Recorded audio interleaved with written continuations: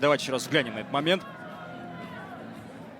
Осы жерде тіпті нокдаун есеп ашуды емес, жекпе-жекті тоқтатуды жөн көрген екен рефери. Да, мне казалось, что все-таки это будет нокдаун, а считает рефери даст возможность восстановиться, но почему-то... Бұл жерде бұған дейін бір нокдаун болды. Рефери өз қателігін бәлкім түсініп отырған болу керек. Ереже бойынша, міне көрдің бе, бұл жерде ринг құтқарып отыр ғой.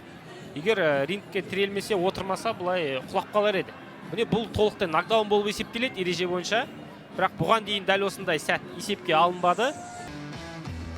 Небәрі 20 жасында Жәнібек Әлімханұлы әуесқойлар арасында Алматыда өткен әлем чемпионатында топ жарған, жасында жарқыраған, міне Ордабұзар жасында 2 бірдей титулға иелік етіп отыр.